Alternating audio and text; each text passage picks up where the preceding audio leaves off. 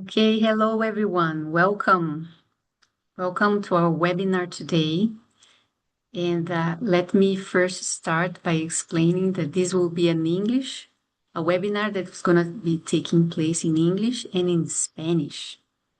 So if you only speak one of these languages, we invite you to look at the bottom bar of your Zoom screen. There is a circle, kind of the world icon, and we invite you to click on it and select the language you want to listen to this webinar.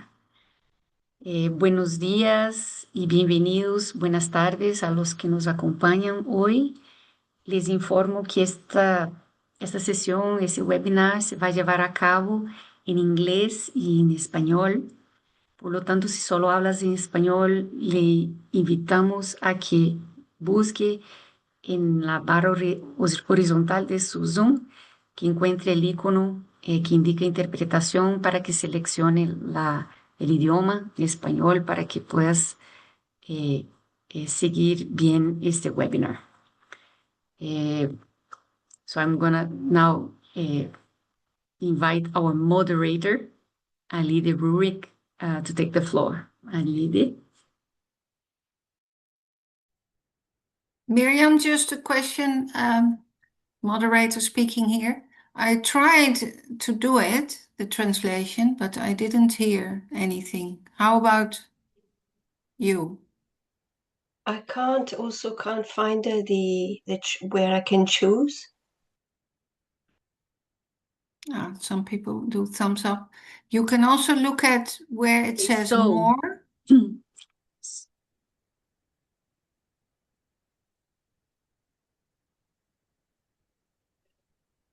On the bottom, there's a circle with an icon. I think it's the Then you just select interpretation button that you have to press. Under interpretation. the language in English will come English or Spanish. Okay, so we're going to start slowly. Yeah. We're going to start slowly. Hopefully this will work out well. Okay, so this is just to give time for the interpretation to be connected and for everybody to find this icon on interpretation, select the language you want, and let's start. Something very unique is happening this month. It's the first conference on transitioning away from fossil fuels. And it's quite inspiring, I would say, that we understand that more than 50 countries have confirmed their attendance. And it's a conference that is convened by the government of Colombia together with the government of the Netherlands. And it's for me, I see it as a sort of a pending or unfinished business of building on COP30. So Alide is going to be our moderator for today. So you're invited to take over. Thank you, Alide. Thank you, Miriam. Welcome all to our webinar with the long title, Building a Path Towards the Transitioning Away from Fossil Fuels, Commitments for a Just and Achievable Transition. This webinar is organized by Earth Charter International, CANLA, Climate Action Network Latin America, Fossil Fuel Treaty Initiative, and World Youth for Climate Justice. For all of these, we have people who speak today.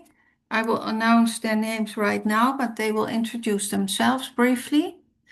And while we introduce the speakers, I would like you to also find the chat box at the bottom of your computer, hopefully.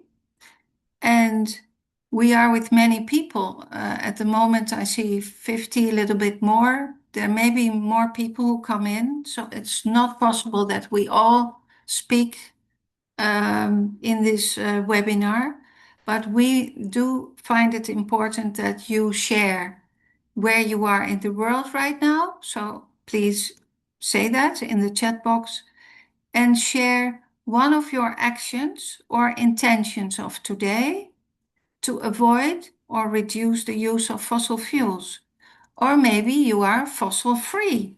Do mention it. My name is Alide Roerink. I'm from the Netherlands. I'm member of the Earth Charter International Council. I'm an anthropologist by training. And now I'd like to introduce to you our speakers. I want to start with Laura Restrepo Alameda. She is also member of the Earth Charter Council. She is a young Earth Charter leader. Laura, can you please introduce yourself? Sí, muchas gracias, Alide. Un gusto estar acá con todos y con todas. Mi nombre es Laura Restrepo Alameda. Como dice Alide, hago parte del del Consejo Internacional de la Carta de la Tierra y también trabajo como oficial de incidencia en Climate Action Network América Latina. Estamos como parte de la coordinación regional de sociedad civil para la conferencia en abril. Thank you, Laura. Thank you. And we're grateful that you took the initiative for this webinar. Did everybody understand it well in their let language? me just make a pause here because there's something with the microphone of our translator, the interpreter, that's not very helpful. Yeah. I think he's able to translate, but Oscar, the interpreter, there's something with your mic that's not allowing us to hear you well. Just wanted to mention it and ask everybody's patience on this. And let's move on slowly but surely. Back to you, Alide. Okay. Yes, also for all of us, it's important to speak slowly so that the interpreter can follow us. And even you can learn the other language a little bit. The second person I like to call upon and introduce is Sergio Díaz. He's from Colombia. Sergio, you are connected now to the Fossil Fuel Treaty Initiative. You are also very active in legally advising several important committees and organizations. Please unmute and say something about yourself. Thanks, Alide. Un gusto estar aquí también. Gracias por invitarme. Yo soy Sergio Díaz, yo soy en este momento director de estrategia legal en la iniciativa por un tratado de combustibles fósiles. Somos una de las organizaciones aliadas a la conferencia de Santa Marta. Vamos a estar muy activos durante la conferencia la próxima semana. Y efectivamente mi background más lejano es yo coordinaba el área de tratados de la Cancillería de Colombia, en la cual tuve activa participación en redactar las intervenciones de Colombia en los casos en la opinión consultiva ante la Corte Internacional de Justicia sobre Cambio Climático, en la opinión consultiva ante la Corte Interamericana también sobre Cambio Climático y otros procesos internacionales litigiosos puntualmente en temas de cambio climático y derechos humanos. Okay, the translation came in late, so I hope people followed it. But Sergio, it's very impressive, your background, and really thank you for being here. Your CV is also on the website now of Earth Charter International. Then I'd like to introduce Daan Zieren. Daan is from the Netherlands, chair of the Young Climate Movement in the Netherlands, the Jonge Klimaatbeweging. Daan, please introduce yourself. Hi, everyone. My name is Daan. I am 24 years old. I'm the current chair of the Dutch Youth Climate Movement. We advocate on behalf of the young people for climate action, mostly towards the Dutch government, but also internationally at the COP or other conferences. We unite over 70 youth organizations in the Netherlands, and together with them we try to bring the voice of young people towards the government. We try to talk about that with politicians, with policymakers, and with all other actors involved. Yeah, it's an honor that this conference is happening and that we can convene it. And we were very glad that Colombia has asked the Dutch government to do this and that the Dutch government accepted it. And now we hope for good results. Yeah, thank you very much, Daan. I also read that you're 24, but you're also a lecturer at the University of Leiden, is that right? On global change and solidarity. So I thought that's really this topic. Thank you. And then the fourth speaker, Aditi Shetye. Can you open your mic and your camera, or is that possible? And please introduce yourself. I know you're from India. You're an international environmental lawyer, and you lead strategic litigation of World's Youth for Climate Justice, one of the partners of this webinar. Welcome. Yes, thank you so much. I will turn on my camera in a moment. Yeah, I am from India, and I'm actually based in India right now, so it's pretty late for me. Yeah. So yeah, thank you so much for the introduction, Alide. Apart from that, I would also just like to say that I've been practicing law in India, and also I used to work as a researcher with the British Institute for International and Comparative Law on public international law topics. So apart from that, Alide, thank you so much for the introduction, and yeah, that's me. Okay, thank you.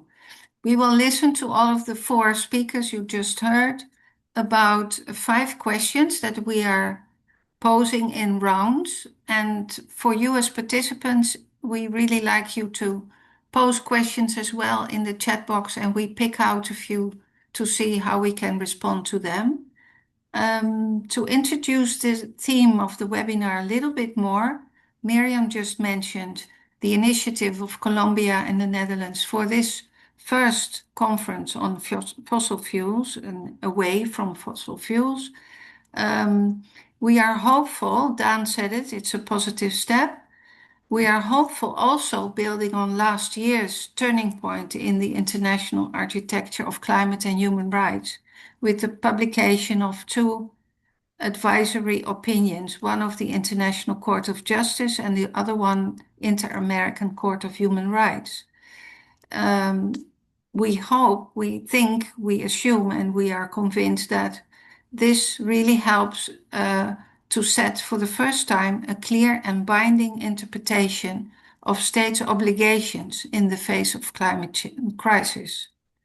And this also includes the need to phase out fossil fuels because they are the main cause of the climate emergency. To protect the human rights of present and future generations, and to act in accordance with principles of non-regression, precaution, and intergenerational justice, principles and values reflected in the Earth Charter. So in this webinar, we aim at linking ethics to law and climate policy, and to articulate how the Earth Charter and the advisory opinions create a common ground to strengthen the global call for fossil fuel non-proliferation and accelerate a just and intergenerational transition. We thought of 5 different questions, and the first question, the speakers will start talking about it, is, let us say, phasing out of dependence of fossil fuel is possible. Of course, we can discuss whether that's possible or not, but in this process of phasing out dependence on fossil fuels, what do you think, what conditions and actions are necessary to build a path for a just and ethical energy transition? Maybe Laura, you can start, kick off this first answer. How would you answer this? Gracias, Alide. Es una gran pregunta y creo que muchas personas que estamos participando ahorita hacia la conferencia justo nos preguntamos pues 2 cosas, ¿no? ¿Cómo imaginar un futuro post-fósil? Y 2, si va a ser posible. Imaginar un futuro post-fósil creo que cada día es es más viable, es más posible. Creo que más personas nos imaginamos hoy en día haciendo tránsito hacia las energías renovables, hacia las energías comunitarias, hacia las alternativas comunitarias, que creo que es una apuesta muy importante, sobre todo desde regiones como América Latina, que, que no le apostamos tanto a los grandes proyectos de renovables, sino más a esas alternativas comunitarias que además generan resiliencia económica. Y creo que esto está muy conectado a si es posible y yo creo que sí lo podemos imaginar, lo podemos hacer. Y creo que es una invitación también desde la imaginación y desde la esperanza a imaginar ese futuro postfósil. Y para eso igual me gustaría traer Carta de la Tierra, pues como les digo, trabajo mucho en cambio climático, en la salida de combustibles fósiles, pero también llevo muchos años dentro del movimiento de Carta de la Tierra y para mí hablar de los dos es como casi hablar de lo mismo. Y lo digo así porque cuando yo pienso en un futuro postfósil me imagino viviendo a través de los principios de Carta de la Tierra. Y creo que hay unos, y profundizo en ellos más adelante, pero hay unos que hablan específicamente sobre la descarbonización, sobre la equidad económica, sobre la democracia, la paz, la participación, ¿no? Entonces creo que Carta de la Tierra también de una u otra forma cuando la leemos nos ayuda a imaginar, o cuando yo la leo me ayuda a imaginar ese futuro postfósil, y cuando la leo siento que en efecto nos trae una guía de principios y sí, como de opciones para abordar dilemas cuando hablamos de la transición energética justa, porque además tiene que tener ese apellido de justo y no se puede separar de la transición. No hay transición energética sin que sea justa y creo que debe ser una garantía mínima. Y Carta de la Tierra, pues es un marco que conecta esta visión ambiental con la visión de la justicia económica, ¿sí? Entonces creo que es posible y creo que Carta de la Tierra nos ayuda a imaginar que es posible desde la esperanza y desde unos principios que guían esta transición. Y que además nos ayuda a imaginarnos una transición más allá de la tecnología, es decir, Carta de la Tierra nos lleva a pensarnos estas transiciones, no solo en términos tecnológicos, sino más allá. Y dejaría por ahí por el momento. Okay, thank you, Laura. Thank you very much. Then Sergio, do you want to give your perspective on this question? And then especially what conditions and actions are necessary to phase out on this dependence? Gracias, Alide. Sí, nosotros desde el tratado tenemos, pues, compartimos la posición que una salida y una transformación de los combustibles fósiles es posible, pero sí requiere mecanismos concretos para poder ejecutarse. De hecho, esa es una de las grandes discusiones que se van a llevar a cabo en Santa Marta, cómo hacerlo. Nosotros consideramos que para eso efectivamente un tratado es necesario, porque hay ciertas barreras y ciertos mecanismos legales que necesitan implementarse para poder hacer la transición.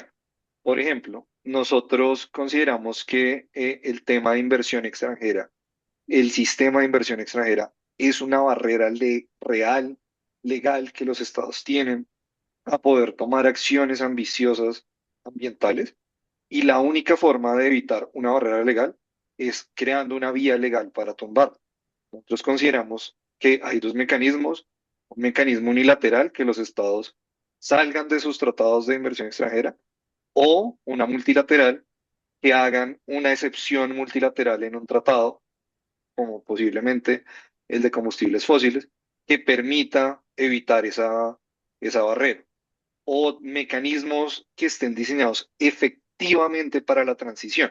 ¿A qué me refiero? Digamos, mecanismos como lo que se conocen como los clubes de compradores y vendedores, que de pronto para los que están más familiarizados con tratados ambientales, los encuentran en tratados como la Convención de Viena sobre sustancias de agotamiento de la capa de ozono, o la Convención de Basilea, que son mecanismos que permiten a sus partes seguir accediendo al producto de una manera responsable que permita la transición en un tiempo determinado.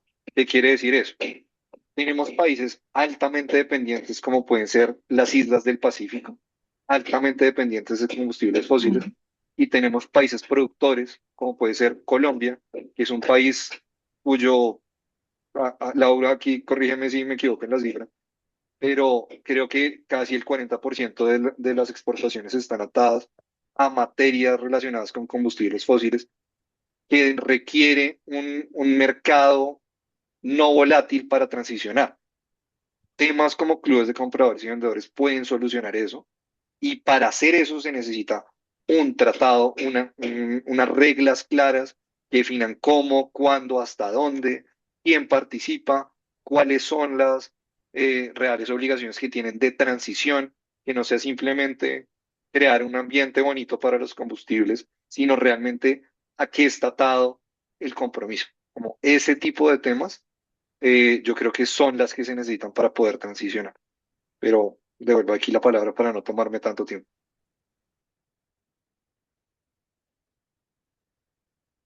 Thank you, thank you. That's great, and I think we come back to the treaty. As Miriam said in her introduction, people may not know exactly what this, the status of the treaty is, but we will come back to that question and what is needed to have it implemented. Daan, please reflect, give your ideas about this first question. What conditions and actions are necessary to reduce or phase out our dependence on fossil fuels? Yes, will do. Yeah, first of all, maybe to start off with the question of imagination and can we actually see a society that isn't dependent on fossil fuels? I think there's a lot of things going wrong right now in the world, but maybe one good side of this conference happening now is that I think a lot of people are at least now trying to imagine a world without dependence on fossil fuels.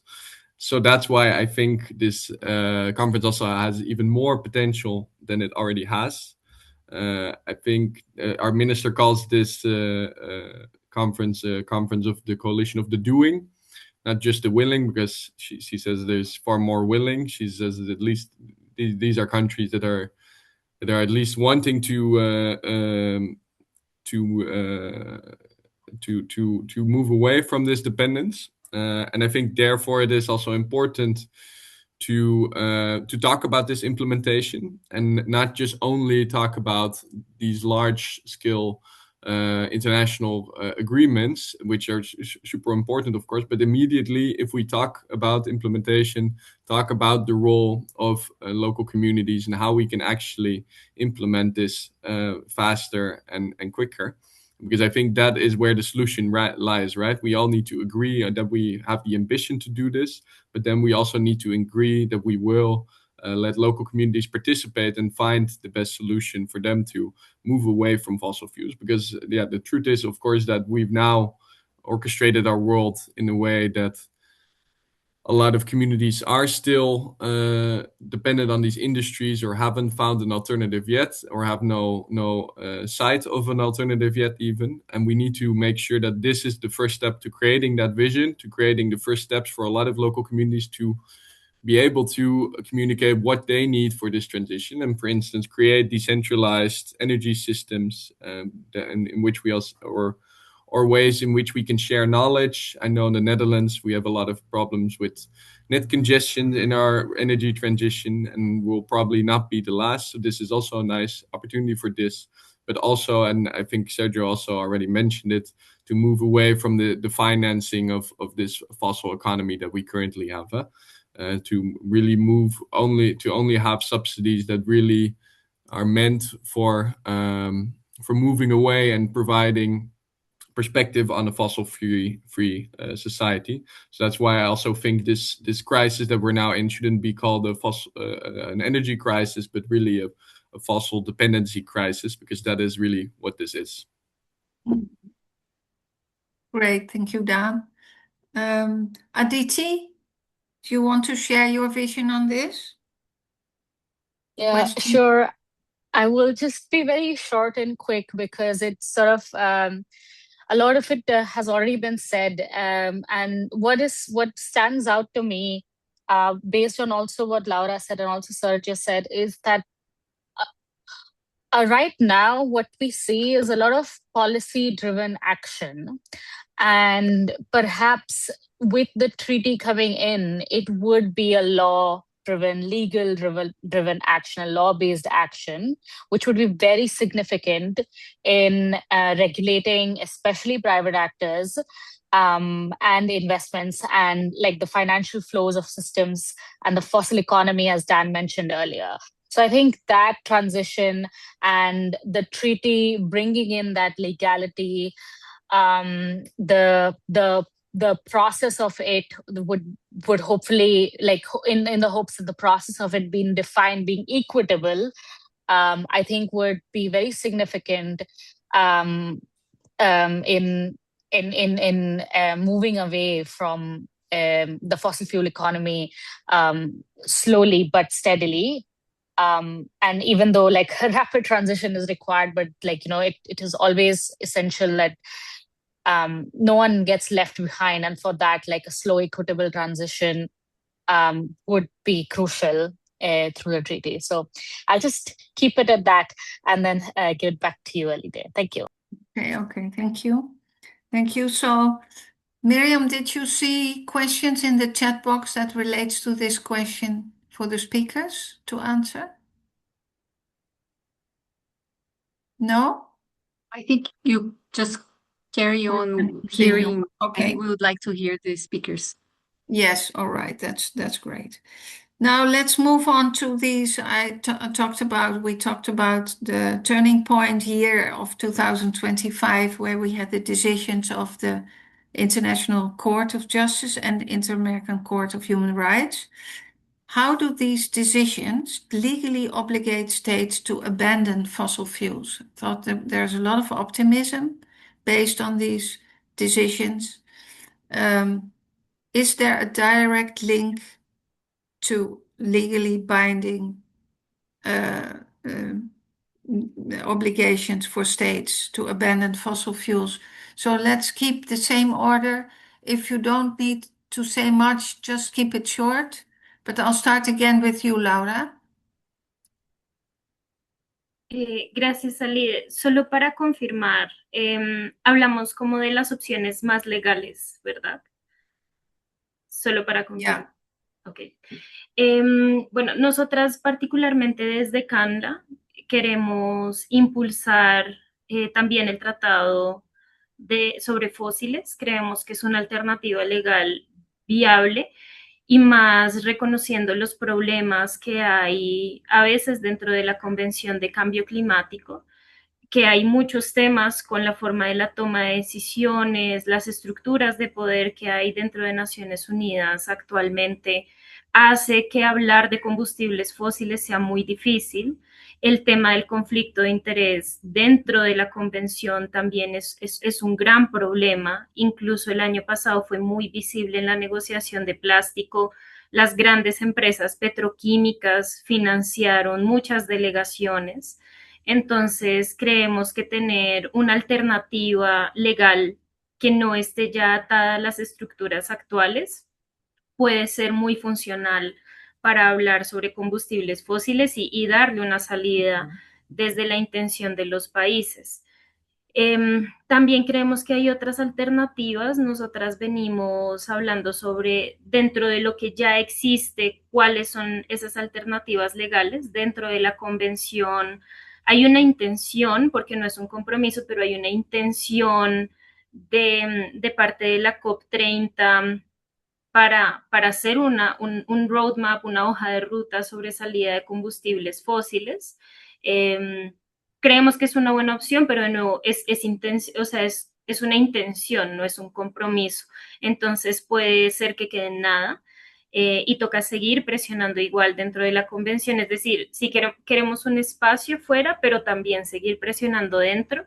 Y por último, hablando sobre opciones legales para la salida de fósiles, creo que me iría con un tema que para nosotras ha sido muy importante que es el mecanismo de solución controversias Estado, inversores Estado, por sus siglas en inglés ISDS. Y lo traigo a colación porque en nuestra región, por ejemplo, este mecanismo le cuesta billones de dólares para pagar a empresas porque las empresas ven vulnerados, entre comillas, sus derechos de funcionamiento, de extracción, de explotación. Y las empresas que más demandan en América Latina y el Caribe son las empresas mineras y las empresas de combustibles fósiles. Y esos recursos se les están dando a las empresas para pagarles por no dejarlas operar, y son recursos que podrían ir directamente a financiar la transición justa. Entonces, para nosotras, principalmente estas tres, ¿no? Hago un recuento: el tratado independiente, el tratado sobre fósiles, que de hecho funcionó o funciona bastante bien con armas nucleares. El segundo para nosotras, pues, es seguir presionando dentro de lo ya existente, como la convención. Y tercero, que nuestros países salgan o nieguen el mecanismo como ISDS, que le cuesta de nuevo miles de millones de dólares a diferentes regiones y que está limitando la inversión para la transición. Creo que me iría con esas tres. Thank you, Laura. That's very clear. And Sergio, can you build on this? Yes, What Laura Alide, said? thanks. Primero, completamente de acuerdo con lo que Laura acaba de mencionar. Compartimos la visión perfectamente. Claro, yo defiendo puntualmente el tratado, la opción de un tratado de combustibles fósiles como una de las opciones más viables para transicionar, particularmente por estos temas que les dije anteriormente, de si hay barreras legales que necesitan una solución legal. Pero, y como para no repetir solo lo que dijo Laura, yo sí creo que hay una además adicional, y es una que como tal la población de los diferentes países no puede olvidar, y es la vía del litigio tanto interestatal como intraestatal en materia de combustibles fósiles y cambio climático en general. Digamos, a nivel interestatal, la decisión de la Corte Internacional de Justicia volvió completamente viable que un Estado demande a otro por violación de normativas ambientales. Eso hasta 2025 no era tan claro. Si bien muchos creíamos que sí, la realidad es que no era tan claro. Pero además, y particularmente hablando de Latinoamérica, la Corte Interamericana de Derechos Humanos abrió la posibilidad a que la población de los países que hacen parte de la Convención Americana reclamen ante sus estados el cumplimiento de metas ambientales ambiciosas y reales. Y eso, si bien es algo que podía hacerse de una manera más etérea anteriormente, hoy en día es algo que ya realmente resultaría fácil para las personas intentar hacer. Entonces, aparte de las opciones que Laura mencionó, también creo que es importante que la sociedad como tal presione también un poquito desde abajo, no desde el espacio interestatal, sino desde el espacio de sociedad civil, estos reclamos ante los estados. Yo creo que eso también es muy clave, porque si bien hay estados muy comprometidos, es cierto, no cambia el hecho de que hay muchos estados que no están comprometidos o que su compromiso es muy superficial, y las personas sí pueden efectuar cambios a través de esta presión que el litigio permitiría. Sergio, let me just intervene here. There was an issue with the channels. For whatever reason, the translation service into English went to the Spanish channel. Entonces, Sergio, usted habla español e inglés, ¿verdad? ¿Usted puede decir lo que acabas de decir muy brevemente en inglés? Yeah, sure. Thanks, Miriam. Basically, what I was saying is that besides from being completely in agreement with Laura, I do defend the treaty as one of the most viable options. But I wouldn't say that we should forget that there is another option, which is litigation, both intrastate and interstate speaking. Like the International Court of Justice opened the door for actual litigation between states for not fulfilling environmental obligations. And that's something that before 2025 was not that clear. And also the different human rights institutions, and particularly here in Latin America, the Inter-American Court of Human Rights opened the doors for actual litigation by persons towards the states to require them to be ambitious in the field of climate change. And that's something that we also should take into account. People have a lot of power here. There is a lot of pressure that can be done via the intrastate litigation, and that's also one that I would add to what Laura also said. Thank you for repeating yourself now into English. Clear. Daan, I know this is not really your question, but I think you can add a few words here. Yeah, I think in the Netherlands there were already some very remarkable court cases against the Dutch government, against Shell as well, and some were won, and the last Shell case we didn't get the full result that we wanted. But yeah, I think that's super important, especially when there's no other way else to get this message across, right? Like our organization, we mostly advocate and we try to lobby and we try to organize campaigns. But we see that there is a lobby that hides in the corners but is very powerful, and then sometimes litigation is the right answer to that. And I think this advisory opinion from the ICJ makes it a lot easier to get this more and more. So I think this will help also for when advocacy and campaigning and lobbying isn't just enough, and we need to make sure that we actually have a powerful voice and legal mechanisms behind us that against the lobby of the fossil fuel companies. Yes, thank you, Daan. Aditi, I'd like to also say before you start talking that, of course, what happened last year would not have happened if there wasn't a World Youth for Climate Justice campaign. So you can see also the result of that long year with the future perspective pressure from youth. So, Aditi, what would you say about the legally obligations of states based on those advisory opinions? Yes, thank you so much, Alide. Also, Sergio and Laura, for elaborating on that, especially on the part of litigation, Sergio. That is something that is going to come so rapidly that I don't know if lawyers are going to be able to comprehend how it's all going to go all together. So I think it's a good and big task and challenge for us, which in a good way. But what I'm going to do right now is going to go into very specific legalities of the ICJ climate ruling, and explain just a little bit more, which perhaps is a background to what Sergio explained in terms of why litigation is possible, how it's possible, and what is the foundation of that, and why, like, how the AO is so significant for that. So one is that the way the court elaborated on the due diligence application and implementation, and how it explained due diligence, stringent due diligence, and to what extent due diligence should go. And it not only elaborated it from a perspective that was already established under international environmental law, but also connected that to human rights avenues, human rights perspectives, and also the climate law perspective, which I think is very significant, which brings the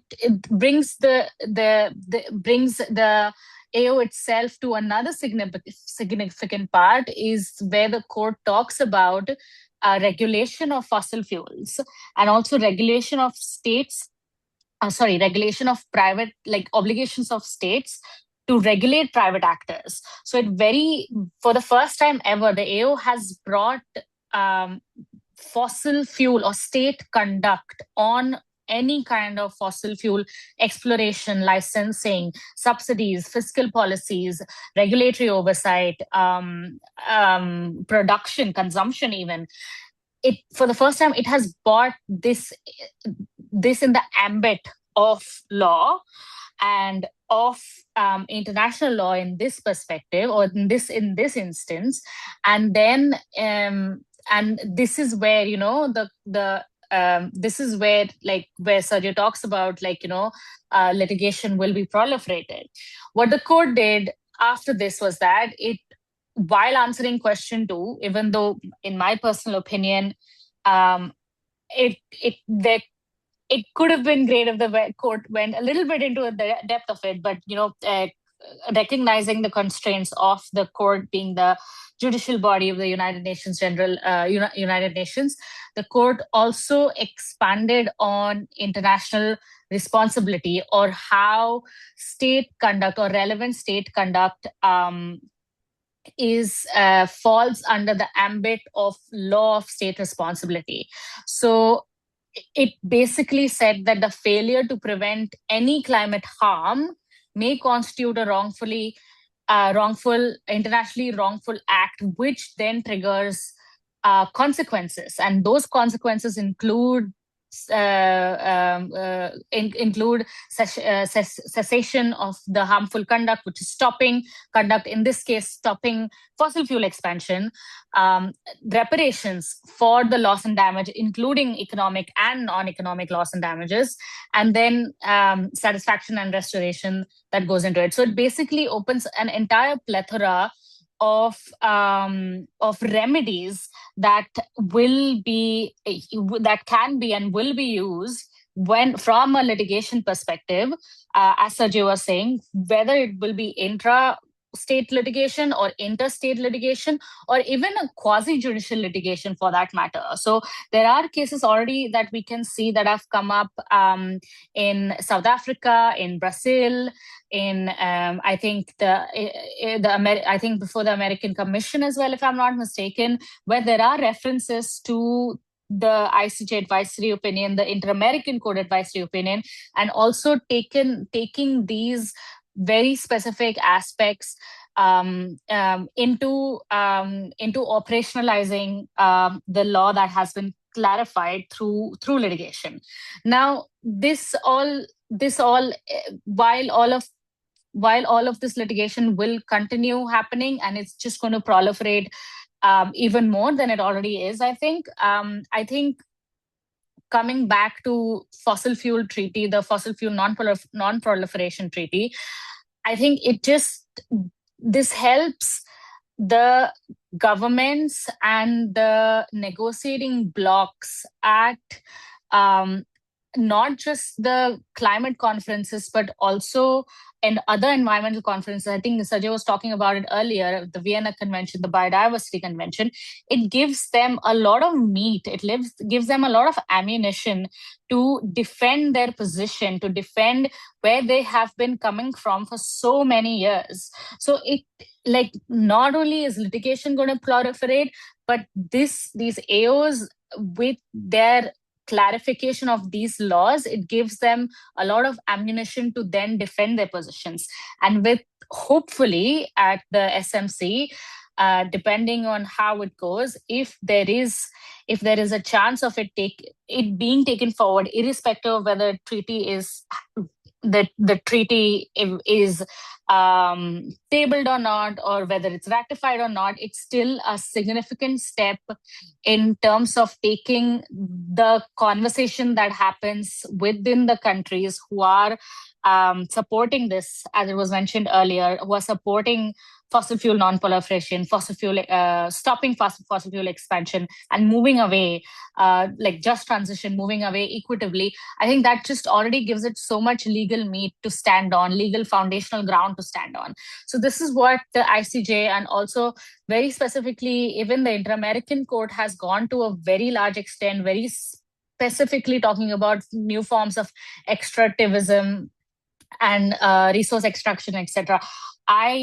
I am not an expert on the Inter-American Court AO, and I can see Sergio and Laura here, so I'm not going to go into the details of that. I will let them do that, because when you have the experts, why should I?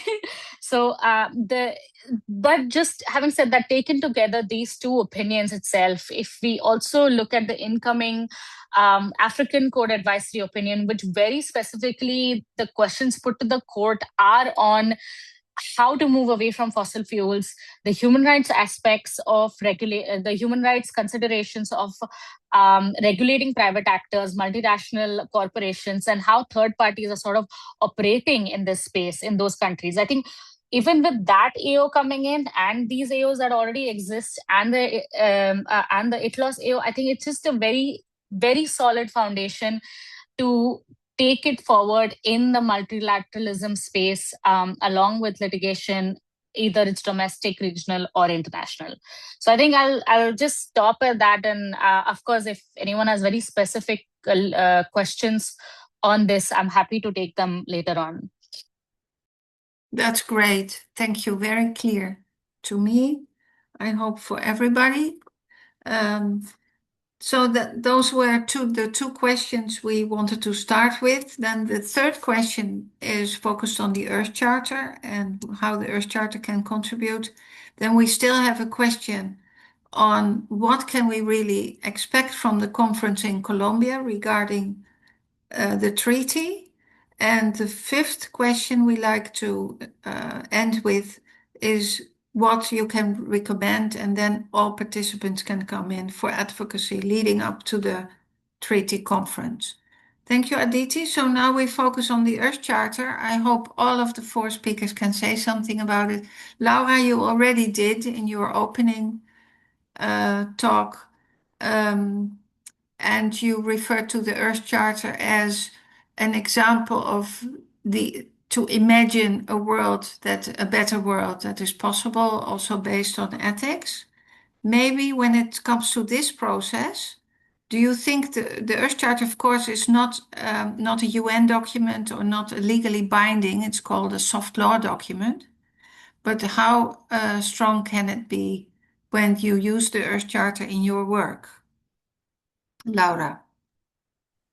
Gracias, Alide. Sí, digamos que cuando imaginamos también este webinar, queríamos traer Carta de la Tierra, que empezó su camino en 1992, fue redactada varios años después.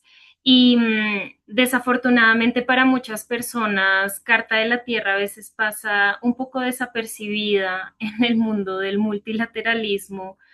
Y para nosotras era importante traerlo sobre la mesa porque Carta de la Tierra casi que nace con las convenciones de Río, con las 3 convenciones de Río. Después es reconocida por UNESCO como uno de los documentos centrales para hablar de ética, y todavía, de hecho, para muchas personas alrededor del mundo es un documento fundamental cuando hablamos de educación. Y desde ahí voy a abrir como 2 caminos que para mí son importantes cuando hablo de Carta de la Tierra. El primero es desde la educación, e incluso lo venimos trabajando mucho desde la Carta de la Tierra Internacional, ¿no? El Centro de Educación, que además da herramientas para educadores, y que para nosotras es fundamental que más personas utilicen Carta de la Tierra, no solo por ser Carta de la Tierra y tener el nombre Carta de la Tierra, sino porque en efecto sus 4 pilares, sus 16 principios nos muestran como esos otros caminos alternativos cuando hablamos de la protección de la comunidad de la vida, como le decimos nosotros, y la comunidad de la vida, para quienes no son como tan conocedoras de Carta de la Tierra, hablamos de la vida en la Tierra, de los animales humanos, de los animales no humanos, de las condiciones también que permiten que exista vida en la Tierra. Entonces, para nosotras, Carta de la Tierra viene a ser no solo una brújula, como un compás cuando hablamos de justicia económica, justicia social, justicia ambiental, sino también cómo imaginamos esos otros posibles futuros. Entonces, desde la educación tiene un sentido muy importante, muy fuerte. Tenemos una red de jóvenes líderes alrededor del mundo que cada vez invierte más en entender el rol de Carta de la Tierra en las múltiples crisis planetarias, porque no solo tiene sentido cuando hablamos de la crisis climática, sino en otras múltiples crisis. Y también creo que para mí, en este sentido de la educación, cumple un rol como de herramienta de deliberación ética. Y lo pongo así porque los seres humanos nos estamos enfrentando todos los días a múltiples dilemas, y a veces tenemos que priorizar, y yo siempre encuentro Carta de la Tierra como esta conversación con el texto que me permite entender Carta de la Tierra desde otra perspectiva, ¿no? Y las decisiones y los dilemas desde otra perspectiva. Ahora, el otro lado, y que venimos trabajando desde el Consejo de la Carta de la Tierra Internacional para eso, pues es también cómo Carta de la Tierra tiene un rol cuando hablamos de la transición justa. Y aquí no solo hablo de la transición energética, por supuesto, hoy está enfocado en combustibles fósiles, pero creo que cuando hablamos de transición tenemos que pensar, como nos invita Carta de la Tierra, a pensar de forma holística esa transición. Y esa transición no solo puede ser energética, sino que tiene que ser una transición sociopolítica, una transición socioecológica en la agricultura, que nos permita vivir bajo estos principios de Carta de la Tierra.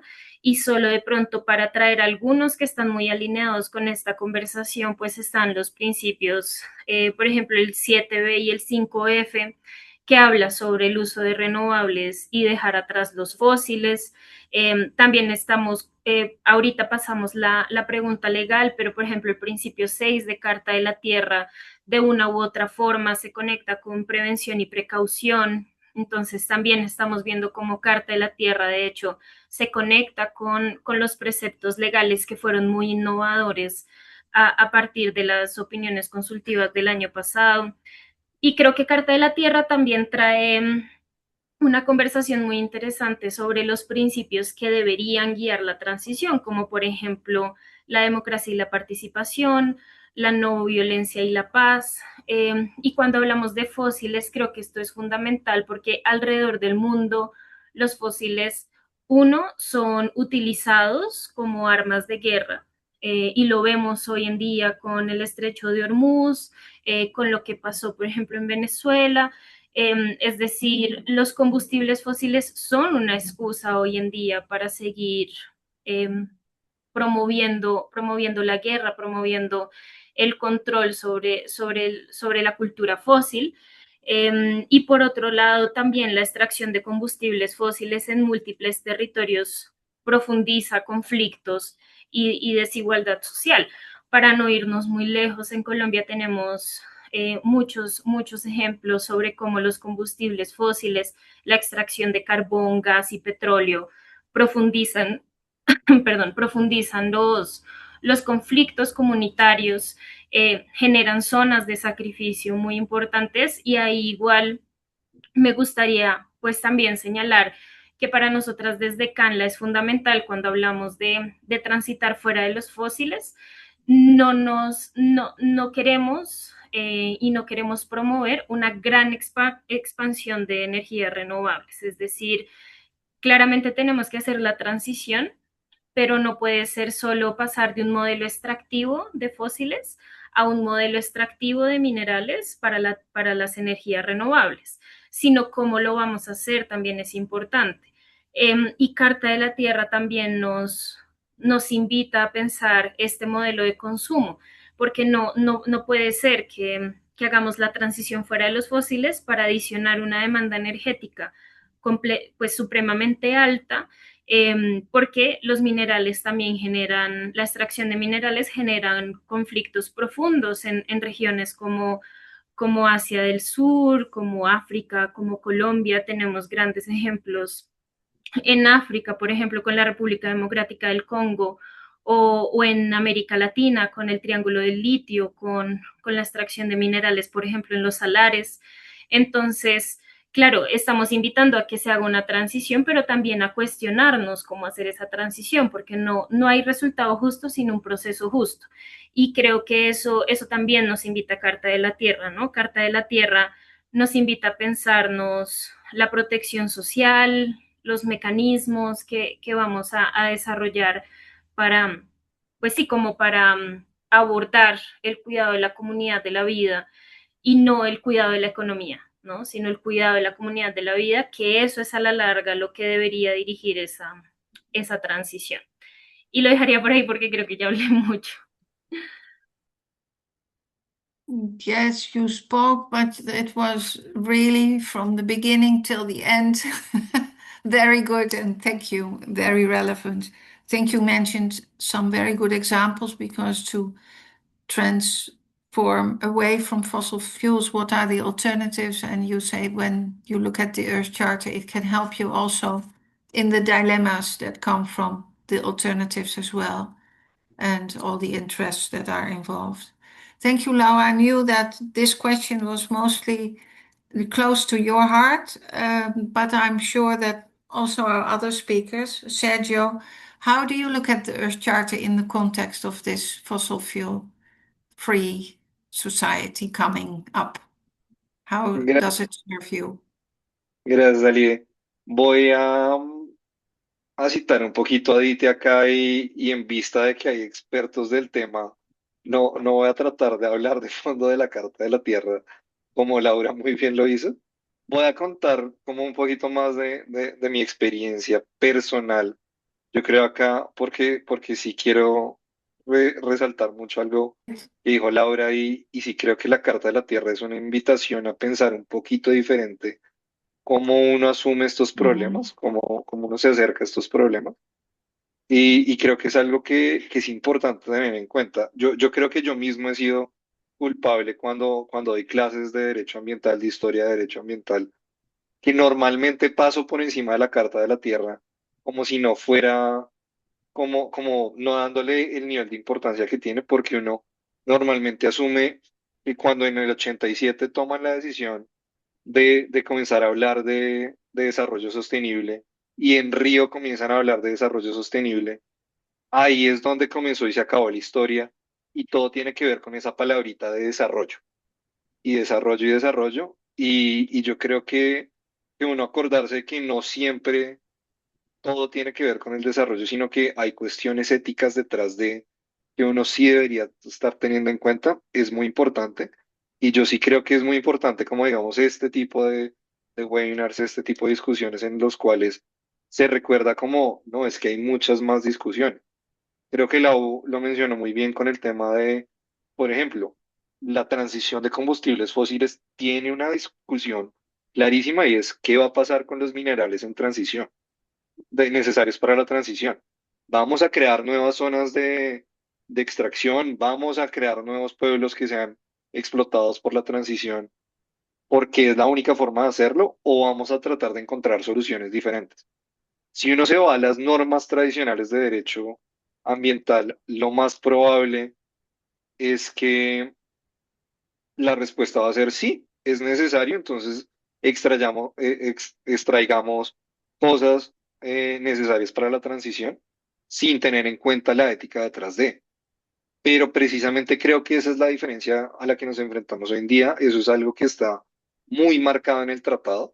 Nosotros como iniciativa, uno de nuestros pilares fundamentales es que la transición tiene que ser justa, porque sin una transición justa no estamos haciendo absolutamente nada. Por lo tanto, creo que es más una invitación a todos también para que lean el texto. Vi que Miriam lo puso en el chat, entonces yo creo que sí es muy importante que todos también hagan ese ejercicio mental de recordar que hay otras formas de lidiar con esta situación. Thank you, Sergio. And apart from the text, I think it's also a recommendation that there is Earth Charter community in many countries. You can also link to, so it's a document and it's a movement of people who feel connected to the community of life, where you can also have optimistic and positive experience by connecting with people who have a holistic view, as Laura said. Thank you. I'd like to jump to the fifth question, because that's an important one. Also for participants who like to step in, maybe then you can raise your hand with this digital thumb up or something. The last question of this webinar, I think we still have half an hour, so it's not that we are in a rush, but it's an important one. What are your recommendations for advocacy leading up to the conference? I know that in different countries this is prepared. It's also good to know what are the differences maybe. How can the conference be as fruitful as possible? And we know that youth is organized very well, but what are your limitations, or what would you like the others to hear? So then maybe then I start with Daan now. Yes, thank you. I think, first of all, what is very important and maybe missing in some countries now is the awareness of the conference. I have no clue to what extent there is much awareness of it in Colombia, but I'm kind of saddened and disappointed by the awareness of it in the Netherlands as a convening country. I think it's partly due to the government not publishing that much about the conference and keeping it kind of indoors, and also partly about the media not really taking it as seriously as it is. I think us as the youth climate movement, but also all our partners, we are really trying to get the media attention it deserves, and also to get the government to really communicate more about it. But I think we should all just also talk about it a lot more, and have that conversation not only within our own countries, but also have that conversation between, for instance, youth organizations across the planet. I know that, for instance, tomorrow our partner organization here in the Netherlands is going to release a youth statement with a Colombian organization, Pachamama, if I'm correct. I hope I responded it correctly. But I think these kind of things hopefully are happening even more before the conference, so that we at least put a bit more pressure also on the leaders that are going to be at that conference and discussing with each other and making decisions. Because I do think really they need a little bit of pressure on their shoulders in order to make the right decision and to feel that this is the moment. And I think the second thing I really want to highlight is when we then talk about this, I think we should really also try to contextualize it in the current state that we're in, right? Because we need this. We are currently in a fossil dependency crisis, and we see that a lot of people need direct action now. And I think this having international cooperation happening right now in 2 weeks in Colombia is an amazing momentum in that sense, but also a crucial momentum for leaders to show that we are actually moving to more certainty, to avoiding these situations in the future. So I think the conversation should be actually situated within the current context. I think those are my clear recommendations, and I think, but in coming to the conference, but a lot needs to happen at the conference, of course, as well. But I think we've talked about a few things already, so I'll give the others the word. Okay, Dan. Yeah, I skipped the question of what can we expect in Colombia to happen, but when you look at your position or what your collective of youth organizations want to lobby for, what is the priority for you? Or can't you say that? Yeah, no, I think our priority is just is that the Dutch government is also themselves putting in an ambitious vision, and really moving the conversation to a higher level that it deserves to be, because we've seen in the last few years that sometimes leaders have taken steps back in their ambitions. So I think that is our main goal for now, is to make sure that we at least enter this conversation already knowing that we want to get the most out of it, and very specifically, I think in the Netherlands, the current political coalition has even raised the fossil subsidies. So we hope also that they come with, through this conference, they sort of come with a different idea that gives at least us in the Netherlands also some perspective that they really see this as a problem, and they want to work internationally together to really move away from fossil subsidies as well, and to invest money in where we can actually have a future economy. So that is something we at least talk now with the government officials about. Yeah, but good that you're on top of it. And also try to publish yourself, maybe in the Dutch media as well, and maybe together with the minister. So We are that, working on it. okay, very good. Sergio, do you want to continue? Yeah, sure. De pronto puedo dar un overview de qué es Santa Marta para que todo el mundo esté ubicado. Entonces, básicamente, para todos los que no conozcan a fondo cuál es el proceso de Santa Marta, como bien lo mencionó Alide al inicio y como lo ha mencionado Dan, es una conferencia interestatal a la cual llamaron el gobierno de los Países Bajos y el gobierno de Colombia, que va a llevarse a cabo aquí en la ciudad de Santa Marta, en Colombia, entre el 24 y el 29 de abril, es decir, comenzando la próxima semana, el viernes de la próxima semana y la semana siguiente. Santa Marta es el primer espacio en la historia donde gobiernos se van a sentar a hablar de un tema exclusivamente, y es cómo hacer la transición de los combustibles, más allá de los combustibles fósiles. En inglés suena The Transitioning Away from Fossil Fuels. Y esas discusiones van a estar girando en torno a tres pilares, que son cómo superar la dependencia económica en los combustibles fósiles, cómo transformar la oferta y la demanda, y cómo avanzar la cooperación internacional y el multilateralismo.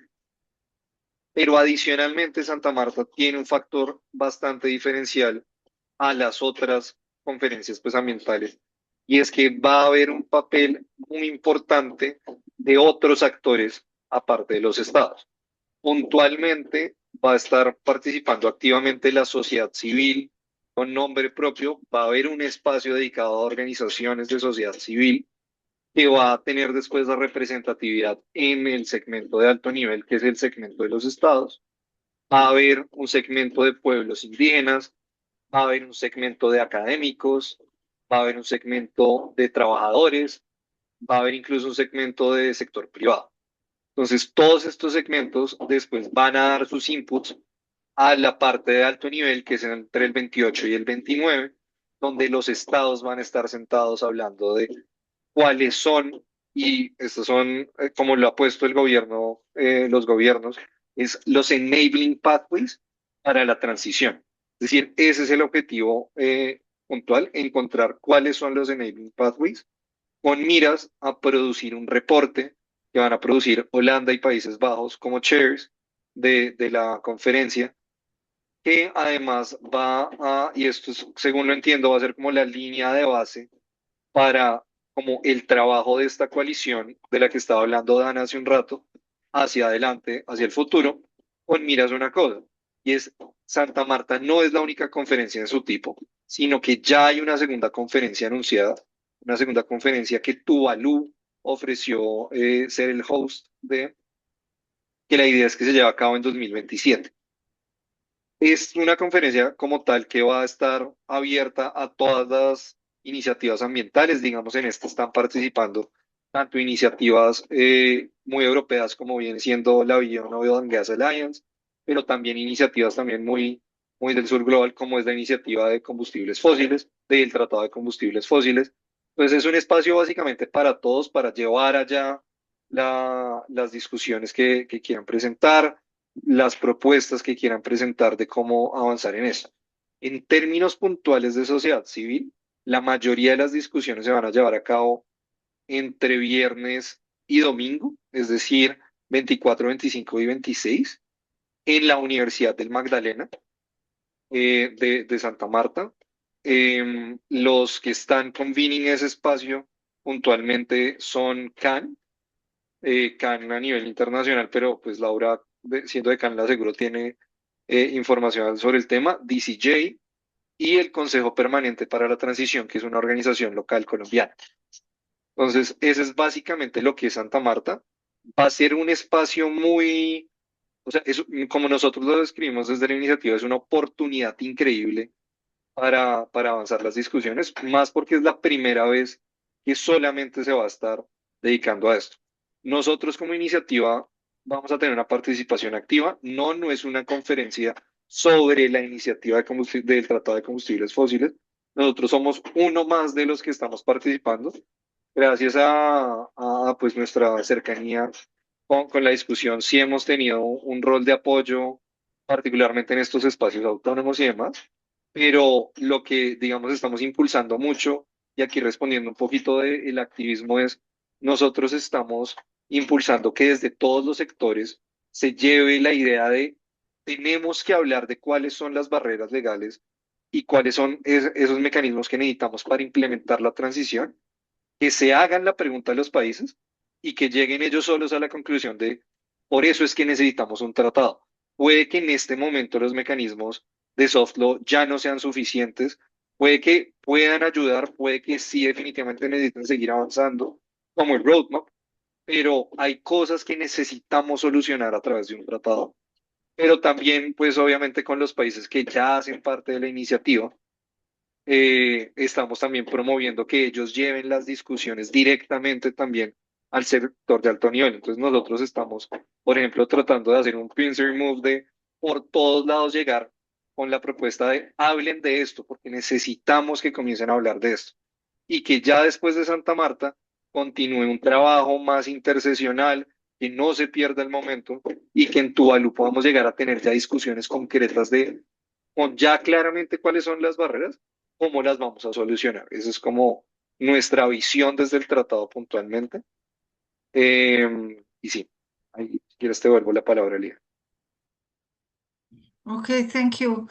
I saw in the chat, I think Veronica asking or saying, is there also a delegation or of oil countries or oil companies, or there is a business sector meeting, but how are they influencing the process? Do you want me to respond to that? Yeah, can you? Ya. La respuesta es, las invitaciones fueron extendidas a alrededor de 90 países, pero se invitó a los países que desde los dos gobiernos consideraban que tenían voluntad de avanzar en la transición. Que todos sean completamente ambiciosos, no hay diferencias de ambiciones definitivamente. Y de los 50 o más que ya están confirmados ahí, sí hay una variedad muy grande de países, pero la mayoría son países comprometidos o que por lo menos tienen la intención de.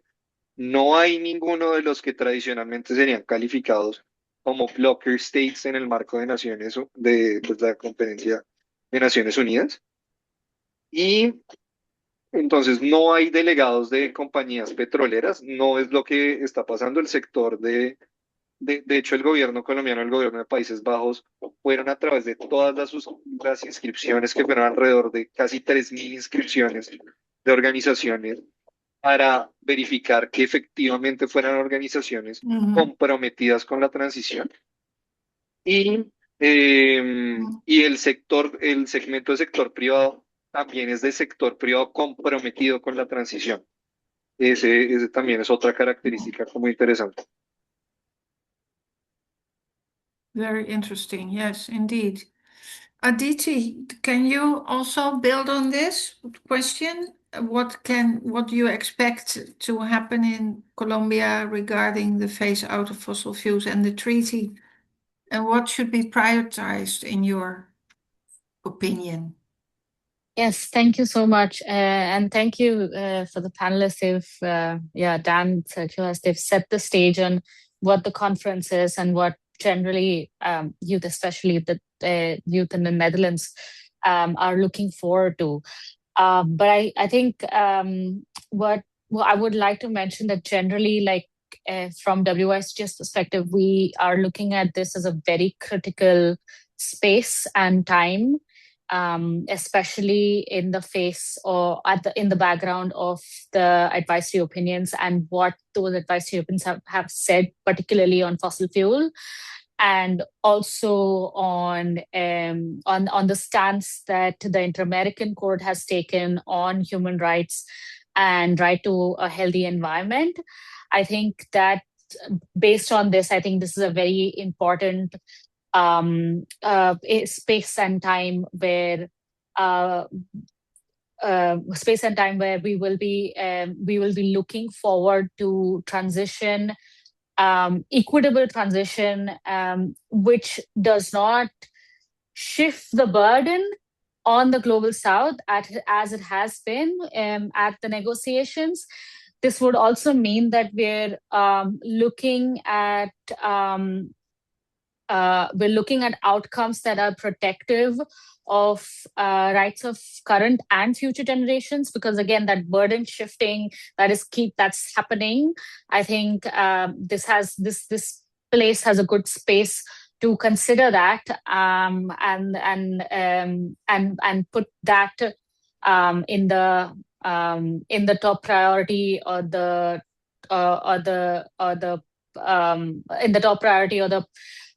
list of things that we expect from the outcome, and thirdly and most importantly is that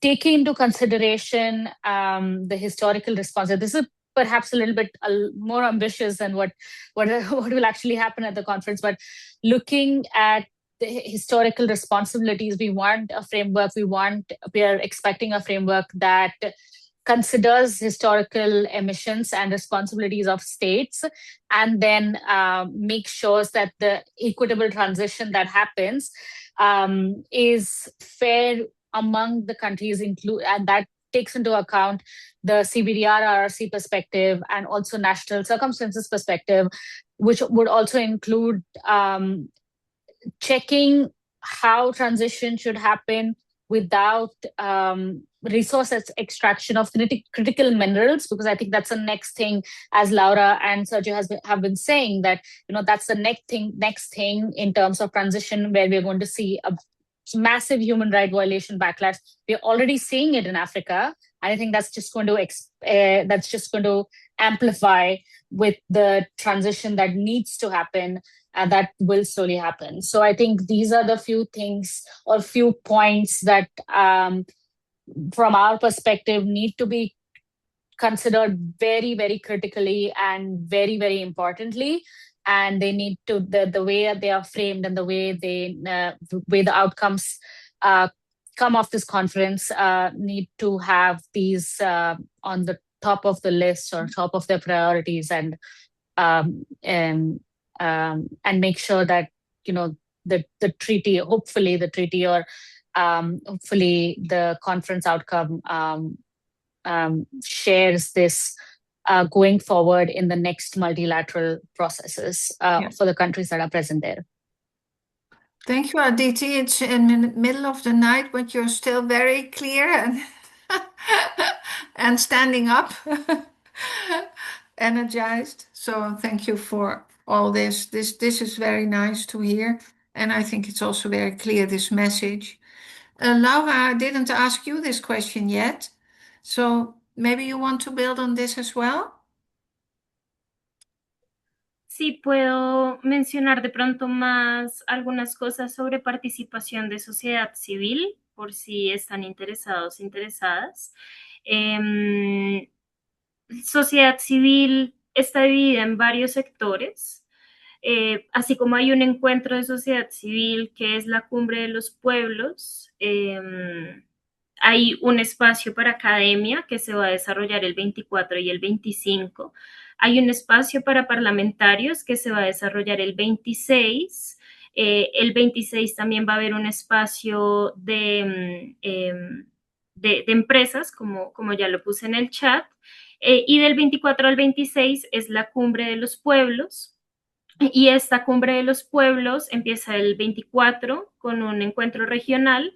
Entonces se va a reunir América Latina y el Caribe, después Europa, creo que África y Asia y Pacífico como uno solo. Para este espacio casi todos suceden en horas de la tarde, algunos en la Universidad del Magdalena y otros en la Universidad Cooperativa. Luego, el 25 va a haber encuentros sectoriales. Esos encuentros sectoriales están para indígenas, para afro, mujeres, niños, adolescentes y jóvenes, entre otros sectores. Y el 26 la idea es llegar con unos, digamos, con unos documentos de insumo que se puedan trabajar a nivel global y que se puedan entregar al día siguiente en lo que se llama la Asamblea de los Pueblos o People's Assembly. Y esta Asamblea de los Pueblos es organizada oficialmente por el gobierno y el gobierno va a trasladar esos documentos al segmento de alto nivel del 28 y el 29 de abril. Se me pasó, pero les cuento también, hay un sector que se va a reunir también del 24 al 26, que es el sector sindical, y el 25 y 26, si mi memoria no falla, se va a reunir comunidades y pueblos indígenas, también súper importante por si lo quieren revisar. Desde el sector de sociedad civil y ONGs estamos intentando que la representación por regiones sea significativa y sea diversa, entonces venimos trabajando para que vengan personas de todo el mundo, personas desde Australia, Asia, hasta Canadá, Estados Unidos, la Patagonia, entonces vienen de todos los lugares. Estamos intentando que esta conversación de sociedad civil, si bien el espacio con Colombia es más cerrado, porque son solo 250 representantes en el espacio con Colombia, estamos esperando cerca de 1,000 personas en el espacio de sociedad civil previo a la reunión con Colombia y queremos que también sea una excusa para fortalecer el movimiento y planificar qué va a pasar después de la conferencia de Santa Marta. Como ya lo mencionaron Aditi, Sergio y Daan, pues Santa Marta no acaba acá, sino que abre las puertas a algo más. Entonces estamos también como trabajando hacia eso. En el chat les dejé la página web por si quieren profundizar en la información. Thank you very much, Laura. Maybe this is the moment, if you are all still there behind your screen and microphone, to open your mic. I didn't see any hand raised, but I felt all the more grateful after listening to you that you put so much energy in this promising process that sounds inclusive, it sounds mindful, thoughtful, and I really hope more people will be involved and know about this, because it's a spark of hope in this sometimes desperate news era we live in.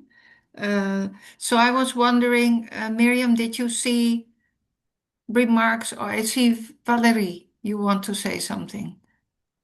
Maybe we can also pick up after Valerie, and I see From the already chat. Laura. There were a couple of questions that I copied here, and I'm copying here already. So I'm just Okay, going maybe to you add. can. These are questions that were written on the chat box, and I think rather than asking all the speakers to answer to each one of them, you can just Highlight the question. ask each speaker to address one of the questions. I'm Okay, just copying maybe it then- here on the chat box. So Okay, we Valerie, start with you, Valerie. Open your mic.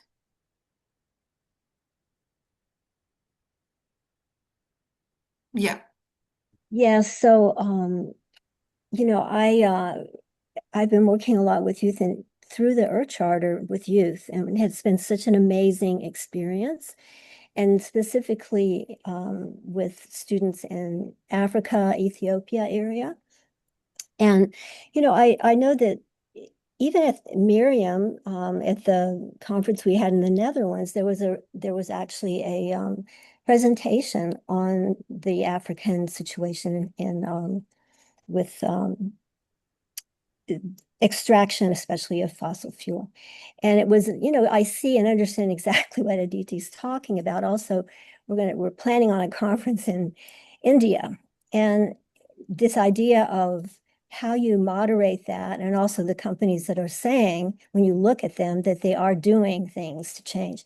How we communicate that when we're trying to make this transition, I think is super important. And maybe Miriam wants to say something about what we heard in the Netherlands. Okay. At any rate, but I have to say, though, that for me, reaching out to the youth in our countries is essential. And I'm from the US, so it's a big challenge. But yeah, my experience is the youth are definitely going to lead this movement. So thank you. They are leading. Thank you, Barry. Thank you. So it was not a clear question, I think. But I mean, yeah, it's not clear, but I'm just, this whole transition where you have countries that are developing, in a way, my argument was always, and not an argument, just to say, please don't make the same mistakes that we've made. Because once you make the mistakes, they're really hard. And China's a good example. They are just like crazy into, change. And so it's almost, for the most people, that's my opinion. I'm not from Africa. I'm not from India. But it seems that by moving into the new ways of doing things and thinking, and maybe youth really get this, that but how do you communicate with that without sounding like, okay, we're doing it, but you're not doing it? And yeah, okay, thank you for your wise advice, Valerie. Miriam, I did see a few things in the chat box, and one question, I don't know who posed it, maybe Veronica, how we can be updated about the process if we want to follow it. I think you already shared the link to the website where we can follow updates daily. Is there another question, Miriam? Aditi, you want to speak to that? Sorry, no, I just wanted to interject in response to Valerie, if that's okay. Yes, please. Yes, no, so I think, Sergio and Laura both touched upon this in their interventions earlier, is that when we talk about developing countries and when we're talking about how the development is happening, I think we need to also look at the financial systems that, are in place, and how those dictate or have been dictating the kind of development that we are seeing, not only, let's say, in India or like in certain countries in Africa, but also in the Pacific and also in the Caribbean. And I think from a youth perspective, or also from what we have come across in our advocacy and our cross sections with negotiations with diplomats and negotiators, and just generally in the with the government, is that a lot of times their hands are tied because of capacity and finances. And I think that is what speaks to, like, when we talk very specifically about the climate movement or the climate negotiations, that very specifically goes into the heart of why a register for loss and damage is required, and more importantly, how it's going to operate and how it's going to get operationalized. Because if there are hurdles again to reach to that, then again we go and question the way the system is operating. And I think it's very I wouldn't say it's easy, but I think it's from the face of it, or also from like the lobbying or the youth advocacy part of it, is also very easy to say that we don't want this, but also making sure that there is some sort of regulation and accountability in those financial systems and how they operate, not only in the climate space, but also in social justice development spaces in these countries, I think is very, very critical, because it goes directly into the heart of climate justice and what climate justice should look like, right? So I think as Laura was talking about ISTS and the accountability that needs to be brought in, or the accountability that needs to be brought in for a fossil fuel economy, I think is very, very crucial. And I think that should also be like a very important consideration, not just for us, but it is for us, but also like other actors, and they should realize the cross-cutting and the cross sections that come with this, that impact literally directly everyday lives of people, especially with the wars that we are seeing that are going on. Okay. I see. Thank you. And I see that we have come to the time to close, because I'm sure some want to go to sleep, others want to have their breakfast, and everything in between. But before we close, of course, I want to thank a few people, but use your chat box, please, and maybe try to formulate in 1 or 2 words. Was it informative for you? Was it inspiring? Was it engaging? How did you listen to the speakers? Do you want to be updated in the future? Just a few words how you feel now, and then open up your mic and we will say goodbye. And before we do that, I'd like to thank Aditi, who I'm sure will be very tired. Daan, you still have your evening in front of you. Laura, you have your day in front of you now. And Miriam as well. Thank you all. And Alicia, the team of Earth Charter International, the speakers, and then also our translator, and all of you who took the effort to connect, to listen, to participate. And let's keep in touch. So we'll read your comment in the chat box. I'm sure the chat box will also be saved. The webinar will be published on the website of Earth Charter International, and please tell other people they can still listen to this. And let's update each other through blogs, your LinkedIn, wherever you can, because I think this is a very encouraging process. And all of you who will go to Colombia, I wish you a very good time, cooperative time, connecting with others, and a much courage as well to stand up for your values, principles, and knowledge. Thank you all. Maybe we'll just say goodbye. You can use your voice